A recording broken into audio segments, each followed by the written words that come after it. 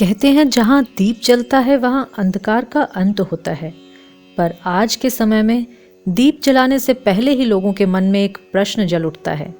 धनतेरस कब मनाएं, क्या खरीदें, किस दिन शुभ है, 18 या 19 अक्टूबर। मित्रों, जब हम अपने पर्वों के शुभ समय को लेकर भ्रम में पड़ते हैं तो कहीं ना कहीं उस पर्व के शुभ भाव से दूर हो जाते हैं। इसलिए आज हम बात करेंगे धनतेरस के वास्तविक अर्थ की, उस धन की जो सोने चांदी में नहीं बल्कि स्वास्थ्य, संतुलन और सद्भाव में छिपा है। समुद्र मंथन की कथा याद है ना? जब 14 रत्न प्रकट हुए, उन्हीं में से एक थे भगवान धन्वंतरी।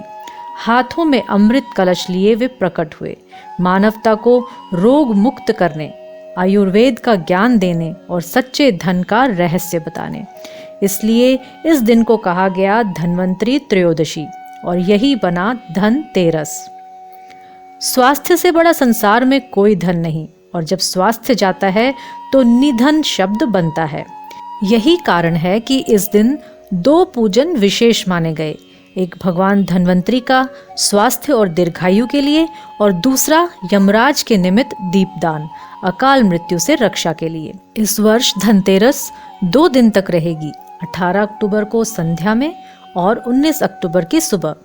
18 अक्टूबर को संध्या को करें यम दीपदान। धनतेरस से भैया दूज तक शाम को यमराज के निमित्त आटे का चौमुखा दीपक दक्षिण दिशा में मुख करके जलाएं।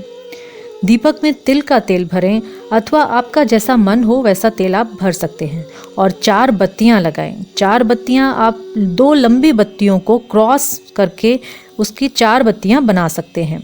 इसके अतिरिक्त अक्षत की ढेरी लगाएं और उस पे दीप को प्रज्वलित करें।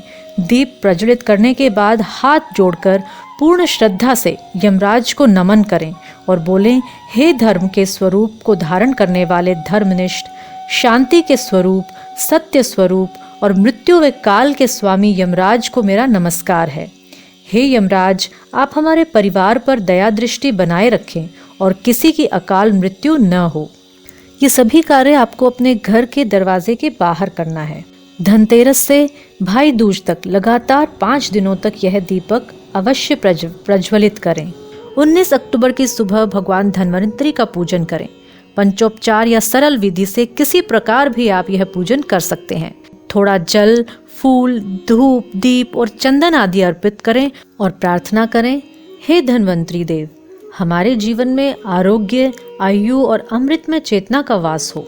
अब बात करते हैं खरीदारी की। तो असली खरीद वही है जो भावना से हो। अगर संभव हो तो चांदी का एक छोटा सिक्का या चांदी की कटोरी भगवान के नाम पर लें, जो आप भगवान के कार्यों में प्रयोग कर सकें, और नहीं तो एक साधारण स्टील का बर्तन या कोई वस्तु जो घर में उपयोगी हो, उसे शगुन समझकर भगवान के नाम पर लाना ही पर्याप्त है। क्योंकि भगवान धन्वंतरी ने कभी सोना नहीं मांगा, उन्होंने संयम और स्वास्थ्य मांगा। अब ध्यान रखने वाली बात यह है कि दीपोत्सव की श्रृंखला 23 अक्टूबर तक रहेगी। 19 को धन्वंतरी पूजन धनतेरस, 20 को नरक चतुर्दशी, 21 को बड़ी दीपावली, 22 को गोवर्धन पूजा और 23 को भाई दूज।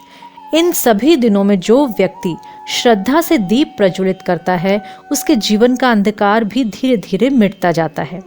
तो इस बार धनतेरस पर सिर्फ बाजार की रौनक में नहीं, अपने भीतर के आरोग्य और संतुलन के दीप भी जलाएं। क्योंकि धन वह नहीं जो तिजोरी में है, धन वह है जो तन, मन और संबंधों में है। जय धन्वंतरी देव। सभी को आरोग्य, आयु और प्रकाशपूर्ण दीपावली की शुभकामनाएं। हरे कृष्ण।